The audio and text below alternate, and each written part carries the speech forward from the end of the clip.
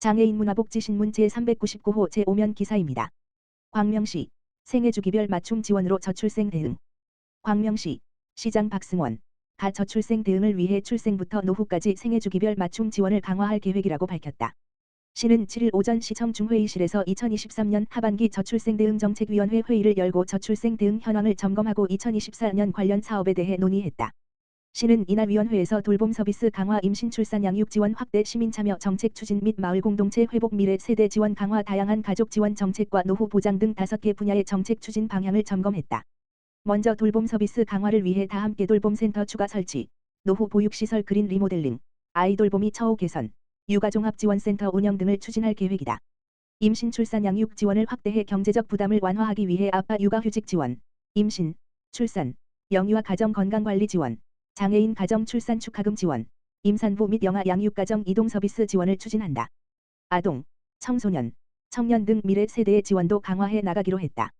이를 위해 청소년 건강관리 사업, 어린이 청소년 교통비 지원 확대, 생애 경력 개발을 위한 진로 교육 등을 진행한다.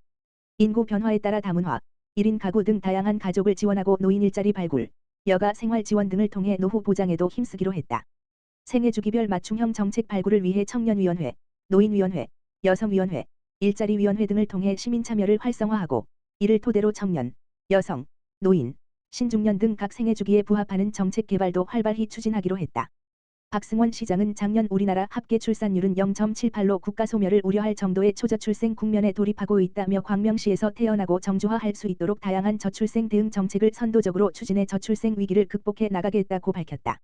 광명장애인 종합복지관 등 6개 복지관, 2023 광명시 복지관협회 워크샵 성황리 개최. 광명시 시장 박승원 6개 복지관이 ESG 경영을 선포하며 지속가능한 발전을 위한 새로운 시작을 알렸다. 시는 지난 8일 광명장애인 종합복지관 체육관에서 광명철산 하안종합사회복지관과 하안소아노인 종합복지관, 광명장애인 종합복지관 등 6개 복지관 종사자 100여 명이 함께한 가운데 2023 광명시 복지관협회 워크샵을 성황리에 개최했다. 이날 행사는 명랑운동회를 시작으로 종사자를 대상으로 한 ESG 설문조사의 결과를 공유하고 6개 복지관의 ESG 경영 선포식을 진행했다. 행사에 참석한 박승원 광명시장은 복지 현장의 최일선에서 일하는 복지관 종사자들의 노고에 감사드린다며 민관이 함께하는 ESG 실천을 통해 사회적 가치 실현에 힘써달라고 당부했다. 행사 일부에서는 ESG를 주제로 다양한 게임과 활동을 통해 종사자들 간 교류하고 소통하는 명랑운동회를 진행하고 ESG 실천에 기여한 복지관 내 종사자 14명의 표창장을 수여했다. 2부 ESG 선포식에서는 지난 8월 복지관협회 종사자 100명을 대상으로 한 ESG 인식조사 결과를 공유했다. 이어서 복지관 종사자 대표 2인의 선창으로 사회적 책임을 다하고 지속가능 경영을 실천하기 위하여 성장, 상생, 혁신을 바탕으로 ESG 경영을 추진해 나갈 것을 밝히는 ESG 경영 선언문을 낭독했다. 마지막으로 박승원 광명시장과 6개 복지관의 기관장들이 함께 대형 지구본의 불을 점등하며 ESG 경영의 필요성과 지속적인 실천을 다짐했다.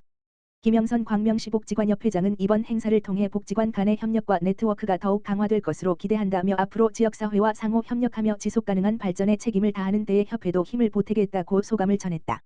구리시 2024년도 소규모 공동주택 보조금 지원 사업 추진.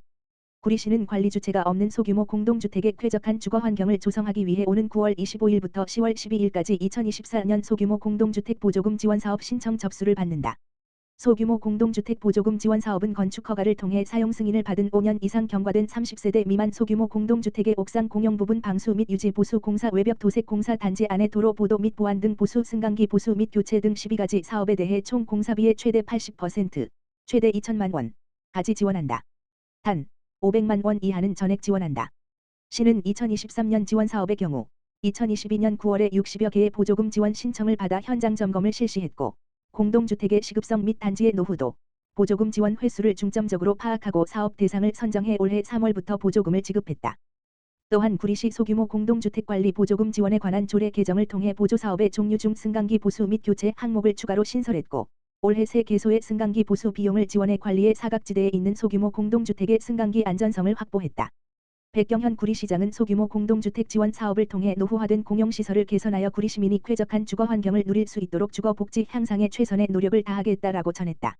한편 구리시는 2016년에 7개 단지에 4,900여만 원을 지원한 것을 시작으로 2023년 현재까지 325개 단지에 27억 8,300여만 원의 보조금을 지원했다. 황소재 광주시 의원 발의 장애인 및 보호자의 알 권리와 정보 격차 해소를 위한 조례 제정. 광주시의회 황소재 의원이 발의한 광주시 장애인 및 보호자의 알 권리와 정보격차 해소를 위한 조례안이 제303회 임시회 제2차 본회의에서 통과됐다.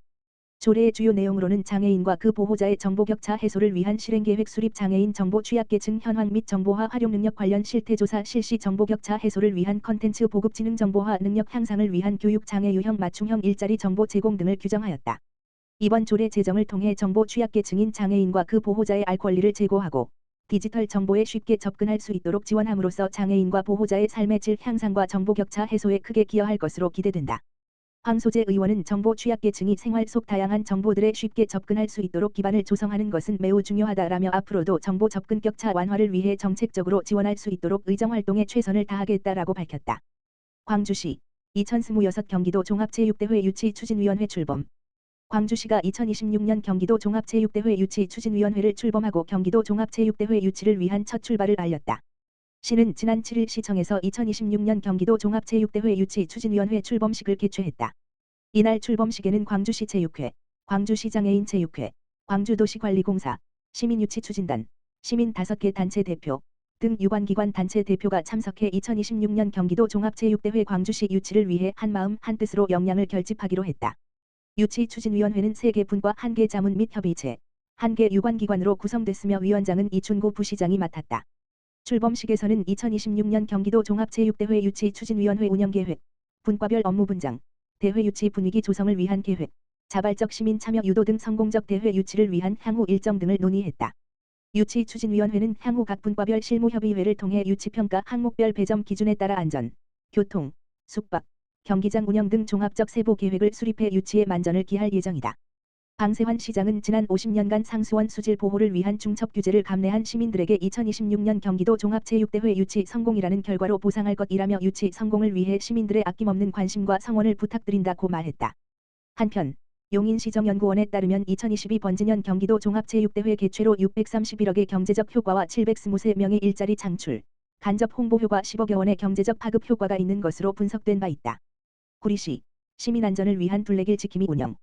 구리시는 시민들의 안전한 취미활동과 건강 증진을 위해 2023년부터 둘레길 지킴이 사업을 추진하며 구리시 둘레길 관리에 최선의 노력을 기울이고 있다.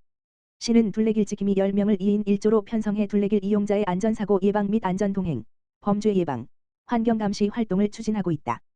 또한 돌부리, 못, 나뭇가지, 둘레길 주변 잡초 등 보행시 위험 요소를 제거해 둘레길을 이용하는 주민들로부터 호응을 얻고 있다. 선발된 둘레길 지킴이 중 다수가 퇴직한 경찰 공무원 경호회 출신으로 재직 시의 치안 노하우를 바탕으로 시민들의 안전을 책임진다는 자부심을 가지고 활동하고 있다. 백경현 구리시장은 최근 등살로 범죄가 사회적으로 큰 문제가 되고 있는 가운데 시민들의 안전을 위해 둘레길 지킴이 분들이 중요한 역할을 하고 있다라며 시민들이 안심하고 이용할 수 있도록 둘레길 안전관리에 만전을 기하겠다라고 밝혔다.